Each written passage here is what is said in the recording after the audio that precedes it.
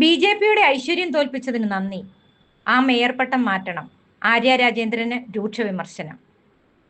തദ്ദേശ തെരഞ്ഞെടുപ്പിൽ തിരുവനന്തപുരം കോർപ്പറേഷനിലെ ബി.ജെ.പി വിജയത്തെ തുടർന്ന് മുൻ മേയറും CPM നേതാവുമായ ആര്യ രാജേന്ദ്രന് രൂക്ഷ വിമർശനം.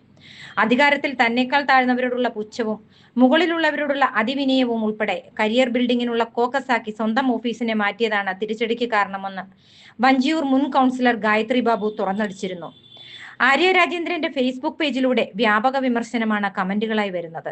ബി.ജെ.പിയുടെ ഐശ്വര്യം നിങ്ങളാണ്, തോൽപ്പിച്ചതിന് നന്ദിയെന്നും ഇനിയെങ്കിലും ഫേസ്ബുക്കിൽ നിന്ന് മേയർ പട്ടം മാറ്റണമെന്നും കമന്റുകളുണ്ട്. കഴിഞ്ഞ 5 വർഷം കൊണ്ട് ആര്യ രാജേന്ദ്രൻ LDFന്റെ ജനകീയത ഇല്ലാതാക്കിയെന്ന് ഗായത്രി ബാബു ഫേസ്ബുക്ക് പോസ്റ്റിൽ ആരോപിച്ചു. വിവാദമായതോടെ ഫേസ്ബുക്ക് പോസ്റ്റ് ഡിലീറ്റ് ചെയ്തു. എങ്കിലും തിരുവനന്തപുരത്തെ CPM നേതാക്കൾക്കിടയിലും ഇത്തരം ഒരു ചർച്ച നടക്കുന്നുണ്ട്. അടിസ്ഥാനപരമായ കാര്യങ്ങൾ അവഗണിച്ചു. ഇവയെല്ലാം ഒഴിവാക്കിയിരുന്നെങ്കിൽ ഇത്ര കനത്തിലാകുമായിരുന്നില്ല തിരിച്ചടി. നഗരസഭ ആരോഗ്യ സ്റ്റാൻഡിംഗ് കമ്മിറ്റി ചെയർപേഴ്സൺ ആയിരുന്നു ഗായത്രി ബാബു. എന്തായാലും ജനകീയ പ്രവർത്തനത്തിലൂടെ വരും കാലം കോർപ്പറേഷൻ തിരിച്ചെടുക്കുക തന്നെ ചെയ്യുമെന്ന് ഗായത്രി ബാബു പറയുന്നു.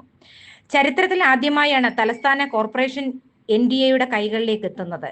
ഏറെക്കുറെ അരനൂറ്റാണ്ടോളം തുടർച്ചയായി കോർപ്പറേഷൻ ഭരണം കൈയാളിയിരുന്ന LDFന് തിരഞ്ഞെടുപ്പ് ഫലം കനത്ത തിരിച്ചടിയായി. നഗരസഭ കൈപ്പിടിയിലൊതുക്കാൻ വാർഡുകൾ വെട്ടിമുറിച്ചും കൂട്ടിച്ചേർത്തും വളഞ്ഞ വഴികൾ പലതും സംസ്ഥാന ഭരണത്തിന്റെ പിന്തുണയോടെ ചെയ്തു കൂട്ടിയെങ്കിലും ജനവിധിയെ സ്വാധീനിക്കാൻ അതിനൊന്നും കഴിഞ്ഞില്ല. മാറാത്തത് മാറുമെന്ന NDAയുടെ മുദ്രാവാക്യം അക്ഷരാർത്ഥത്തിൽ ശരിയാവുകയായിരുന്നു. നിലവിലെ കോർപ്പറേഷൻ ഭരണത്തോടുള്ള ജനങ്ങളുടെ എതിർപ്പാണ് ഇടതുമുന്നണിയുടെ ദയനീയ പരാജയത്തിന് കാരണം എന്നാണ് പൊതുവെയുള്ള മുറുമുറുപ്പ്. പ്രായം കുറഞ്ഞ മേയർ എന്ന ലേബലിൽ LDF അവതരിപ്പിച്ച ആര്യ രാജേന്ദ്രൻ അമ്പേ പരാജയമായിരുന്നുവെന്ന് തുടക്കം മുതലേ വിമർശനമുയർന്നിരുന്നു. നിരവധി ആക്ഷേപങ്ങളും പരാതികളും ഉയർന്നെങ്കിലും മേയറെ മാറ്റാൻ CPM തയ്യാറായില്ല.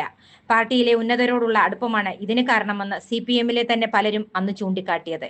ഏറ്റവും ഒടുവിൽ KSRTC ഡ്രൈവറെ തടഞ്ഞ കേസിൽ തെരഞ്ഞെടുപ്പിന് തൊട്ടുമുമ്പ് മേയറെയും ഭർത്താവ് സച്ചിൻ ദേവ് MLAയും ഒഴിവാക്കി കുറ്റപത്രം സമർപ്പിക്കുകയും ചെയ്തു. 5 വർഷം മേയർ കസേരയിൽ ഇരുന്നെങ്കിലും ഇത്തവണ ആര്യ രാജേന്ദ്രൻ ഒരിടത്തു പോലും പ്രചരണത്തിനിറങ്ങിയില്ല എന്നതും ശ്രദ്ധേയമാണ്. ജനങ്ങളുടെ എതിർപ്പ് ഒഴിവാക്കാൻ പാർട്ടി തന്നെ അവരെ മാറ്റി നിർത്തിയതെന്നായിരുന്നു അണിയറ സംസാരം.